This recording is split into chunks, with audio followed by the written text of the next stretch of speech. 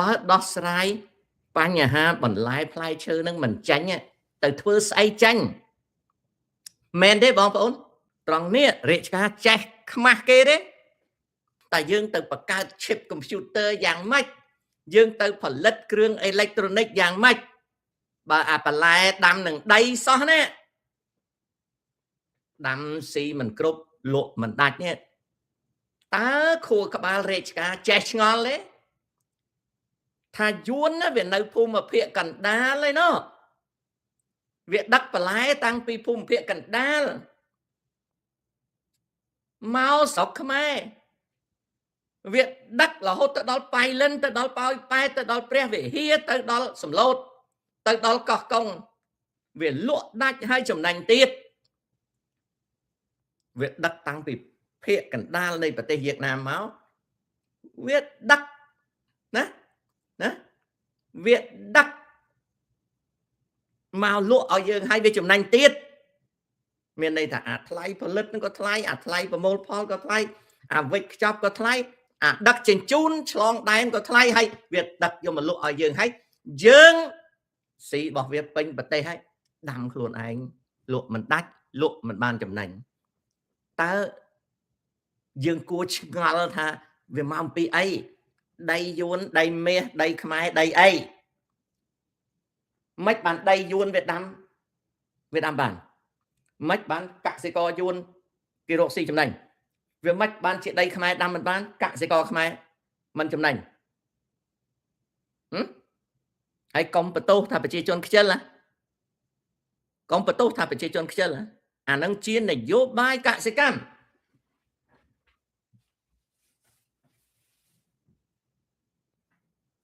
អានោះជានយោបាយកសិកម្មអានោះជានយោបាយកសិកម្មអានឹងជានយោបាយកសិកម្មកុំបន្ទោសថាប្រជាជនខ្ជិលដាំកើតណាកុំបន្ទោសអញ្ចឹងអានឹងជានយោបាយកសិកម្មហើយបើសិនណាជាបន្លែផ្លែឈើតែក្នុងស្រុកនឹងទិញគេស៊ីយើងទៅផលិតអីកើតអញ្ចឹងខ្មែរត្រឹមធ្វើកម្មកររោងចក្របរទេសអីយ៉ាងណារាជការគួរភ្ញាក់ខ្លួនឡើងនៅពេលដែលគេលក់មិនបានចំណេញគេទៅពិនិត្យមើលបញ្ជីចំណាយរបស់គេថាតើដីទឹកពូជជីថ្នាំការថែទាំការប្រមូលផលវិចខ្ចប់ដឹកជញ្ជូនចែកចាយទីផ្សារតើតម្លៃចំណាយរបស់គេវានៅលើអ្វីវានៅលើអ្វីតើចំណាយរបស់គេវានៅលើអ្វីយើងអាចដឹងបាននៅពេលដែលយើងដឹងបានថាចំណាយរបស់យើងនៅលើអ្វីនោះហើយដែលយើងត្រូវកាត់បន្ថយចំណាយនោះត្រូវកាត់បន្ថយចំណាយនោះណាត្រូវកាត់បន្ថយចំណាយនោះមិនបានត្រូវកាត់បន្ថយចំណាយនោះពីព្រោះយើងបានរកឃើញថាតើយើងចាយលើអ្វីនៅពេលដែលយើងធ្វើចំណោទយើងធ្វើការគិតពិចារណាពីដីទឹកពូជជីថ្នាំការថែទាំការប្រមូលផលវិចខ្ចប់ដឹកជញ្ជូនចែកចាយទីផ្សារយើងនឹងរកឃើញអំពីចំណាយដែលយើងអាចកាត់បន្ថយបានដែលយើងអាចកាត់បន្ថយបានដែលយើងអាចកាត់បន្ថយបានណាដែលយើងអាចកាត់បន្ថយបាននៅពេលយើងរកឃើញចំណុចនៃចំណាយយើងអាចកាត់ចំណាយនោះបានហើយសរុបនៃតម្លៃផលិតនឹងចុះនៅពេលយើងពិចារណាលើចំណាយម្ដងហើយម្ដងទៀតយើងក៏ចេះ តែអាចរកឃើញការកាត់បន្ថយចំណាយហើយវាកលាយជាតម្លៃផលិតចុះថោកណានៅពេលយើងពិចារណាលើចំណាយដូចខ្ញុំនិយាយចឹងដៃចាញ់លុយទេទឹកចាញ់លុយទេពូចាញ់លុយទេជីចាញ់លុយទេថ្នាំចាញ់លុយចាញ់ប្រមាណធ្វើបញ្ជីការថែទាំចាញ់លុយការប្រមូលផលចាញ់លុយវិចខ្ចប់ចាញ់លុយដឹកជញ្ជូនចាញ់លុយចាយចាយចាញ់លុយទីផ្សារចាញ់លុយសរុបលើចំណាយមកគិតលើទិន្នផលក្នុង1គីឡូក្រាមតម្លៃផលិតផលត្រូវចាយអស់ប្រមាណចំណាយទូទៅនេះគឺយកទៅប្រៀបធៀបនឹងការលក់នៅពេលហ្នឹងយើងដឹងថាមកពីអ្វីយើងត្រឡប់ទៅមើលដៃទឹកពូជជីថ្នាំការថែទាំការប្រមូលផលវិចខ្ចប់ដឹកជញ្ជូនចាយចាយទីផ្សារយើងនឹងដឹងថាយើងចាយលើអ្វីហើយនៅពេលដែលយើងដឹងថាយើងចាយលើអ្វីណានៅពេលដែលយើងរកឃើញចំណុចនៃចំណាយយើងអាចកាត់ចំណាយនោះបានហើយសរុបនៃតម្លៃផលិតនឹងចុះថោកណានឹងចុះថោកនៅពេលយើងពិចារណាលើចំណាយម្ដងហើយម្ដងទៀតយើងមើលចំណាយរបស់យើងម្ដងហើយម្ដងទៀត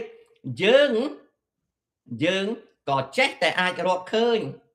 ណាយើងក៏ចេះតែអាចរកឃើញការកាត់បន្ថយចំណាយហើយវាคล้ายជាតម្លៃផលិតចុះថោកយើងត្រូវបន្តគិតពីចំណាយកុំឈប់ណា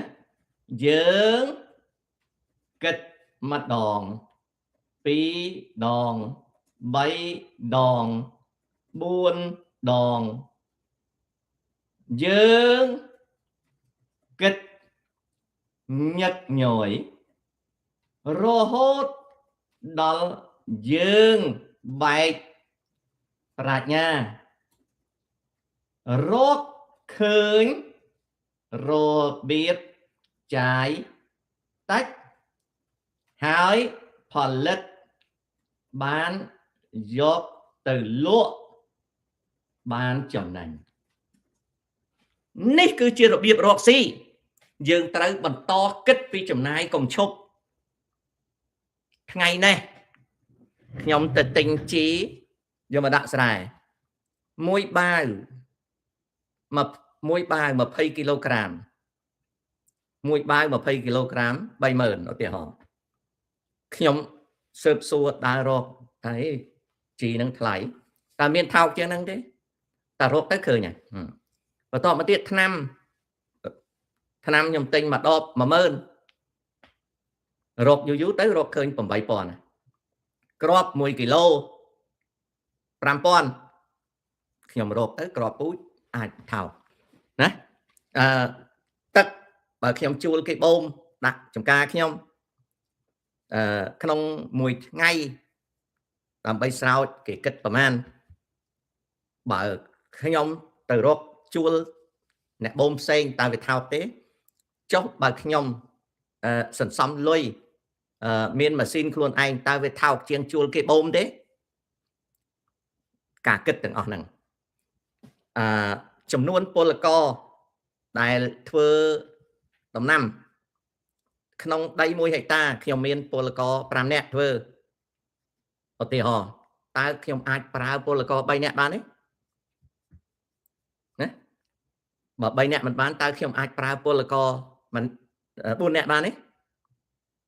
ណាគឺយើងយកក្រដាសធ្វើបញ្ជីចំណាយហើយយើងយកមកគិតដដែលគឺយើងនឹងរកឃើញនៅការកាត់បន្ថយចំណាយដែលឈានទៅរកការកាត់បន្ថយថ្លៃផលិតបើមានបងប្អូនឬក៏កូនចៅណាបើមានបងប្អូនឬកូនចៅណានិយាយថាធ្វើអត់កើតខ្ញុំសូមប្រាប់បងប្អូនថាអ្នកប្រាជ្ញបានរកឃើញច្បាស់នៅក្នុងសាលា ជំនួញមុខរបរពាណិជ្ជកម្មអ្នកប្រាជ្ញរកឃើញថាក្បួនដែលខ្ញុំលើកឡើងនេះគឺជាក្បួនតែមួយគត់ដែលគេប្រើចេញផលរកស៊ីបានអ្នកលក់សាច់ជ្រូកក៏ប្រើក្បួនហ្នឹងអ្នកលក់គ្រឿងក្រៅដតីតូចធំក៏ប្រើក្បួនហ្នឹងអ្នកធ្វើស្រែចម្ការច្បារដំណាំក៏ធ្វើក្បួនហ្នឹងរដ្ឋាភិបាលរកចំណូលដើម្បីផ្គត់ផ្គង់ថវិកាក៏ប្រើក្បួនហ្នឹងក្បួនហ្នឹងគឺជាក្បួនរកចំណូលហើយដើម្បីរកចំណូលគឺត្រូវសិក្សាពីចំណាយបើចំណូលមិនគ្រប់វាត្រូវតែរកវិធីកាត់ចំណាយដូច្នេះអ្វីដែលខ្ញុំលើកឡើងនេះនៅក្នុងករណីបន្លែផ្លែឈើនេះគឺដូចគ្នាអា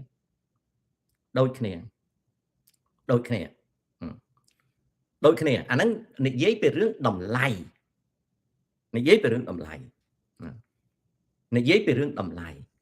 បន្ទាប់មកទៀតគឺគុណភាពណាមាន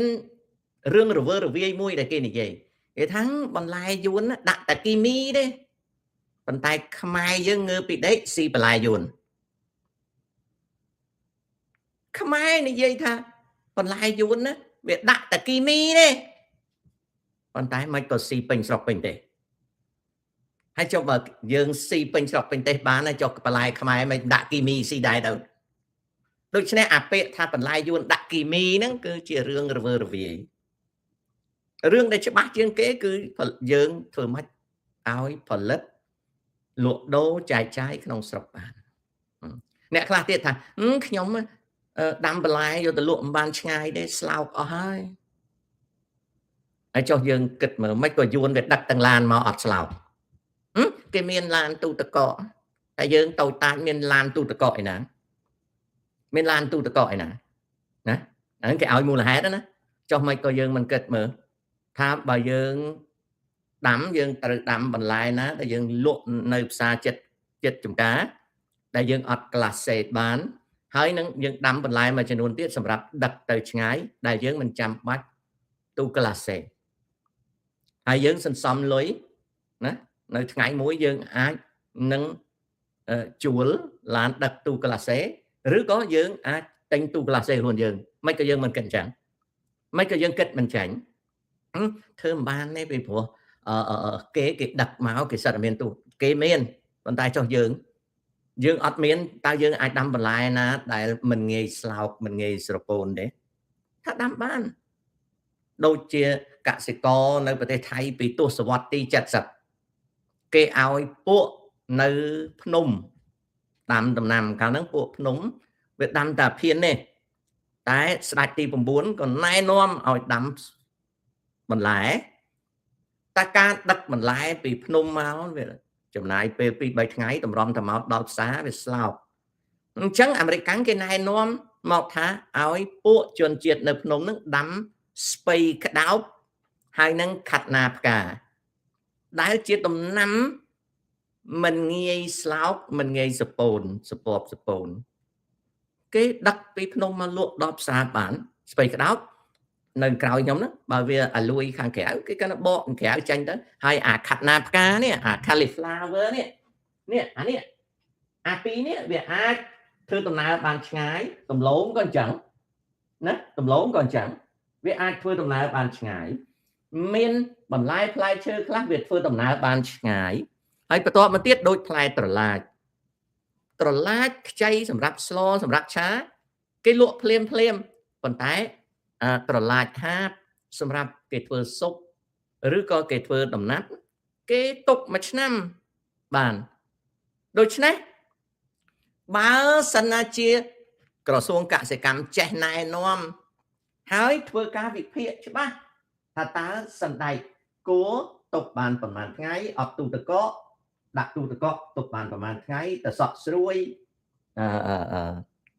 ពពាយគួរម្រះជ្រួញត្រប់មូលត្រប់វែងត្រប់ប្រភេទត្រប់ប្រភេទននោងប្រភេទការ៉ុតប្រភេទម្ទេសផ្លោកធំ ប្រភេទដំឡូងប្រភេទល្ហុងប្រភេទស្អីបើសិនជាណា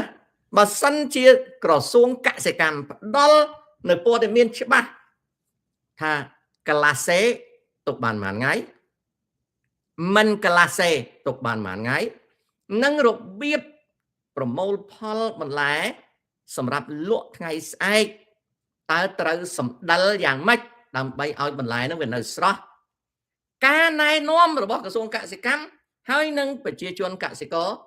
គិតដូចខ្ញុំគឺនឹងរកឃើញនៅវិធីសម្រាប់ផលិតបន្លែផ្លែឈើលក់ដូរអានោះអញ្ចឹងនិយាយសរុបមកឲ្យតែយកខួរក្បាលមកគិតហើយបើកសិករគាត់មិនចេះគិតរាជការជួយគិតគាត់ផងបានទេឃើញអាមន្ត្រីក្រសួងកសិកម្មពេលអាវស្អាតដើរអាំងសាច់ស៊ីទៅចំណាយពេលទៅវត្តទៅអី